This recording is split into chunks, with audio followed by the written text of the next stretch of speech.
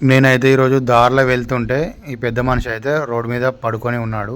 ఏమైందని చూడగా అతనైతే కింద పడిపోయి ఉన్నాడు.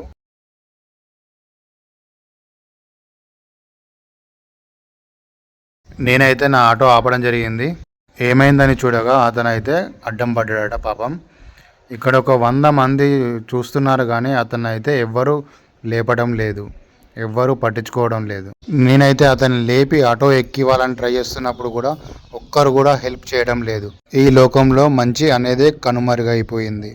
నేనైతే అతనినైతే నా ఆటోలో ఎక్కించుకొని తననైతే తన ఇంటికాడ జాగ్రత్తగా దించడం జరిగింది. మీరైతే నా ఛానల్ను సబ్స్క్రైబ్ చేసుకోకున్నా పర్లేదు, కానీ ఇలాంటి వారు ఎక్కడైనా కనబడితే మీకు తోచినంత సహాయం చేయండి. ఈ పెద్ద మనిషి అయితే నగ్నూర్ గ్రామం వల్లంపాడ బ్రిడ్జి దగ్గర హనుమాన్ టెంపుల్లో పూజారిగా వర్క్ చేసేవాడు. కంగారే పడకురా, అందరి కథ ఇంతేరా, కష్టాలే ఎరుగని కథ అంటూ ఉండదురా, కన్నీళ్ళే దాటని కళ్ళేవీ లేవు కదా, కల్లోలం జరగని బ్రతుకంటూ ఉండదుగా, ఆ దైవం ఎప్పుడు ఆడే ఆటే ఇదిరా, ఏ పుస్తకము నేర్పించని పాఠం ఇదిరా, నీతో నువ్వు యుద్ధం చేస్తూ సాగాలిరా, నీకే ఇలా జరిగింది అంటూ నీలో నువ్వే మరి బాధపడకు, ఏ చెట్టు కంతటి గాలి ఉందును చూడరా, నీ చిక్కులన్నవి తీరవంటూ ఎక్కిళ్ళు పెడుతూ ఆగిపోకు, ధైర్యంగా వెతుకు దారి దొరుకును సోదరా.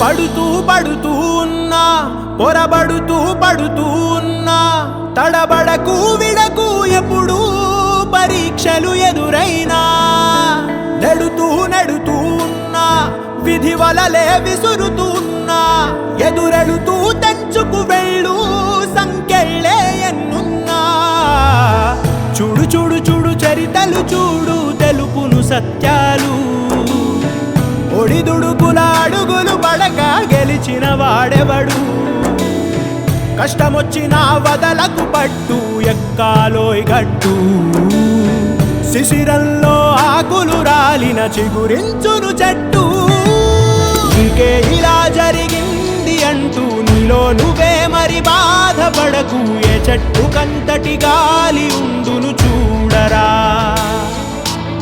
చిక్కులన్నవి తీరవంటూ ఎక్కిళ్ళు పెడుతూ ఆగిపోకు, ధైర్యంగా వెతుకు దారి దొరుకును సోదరా.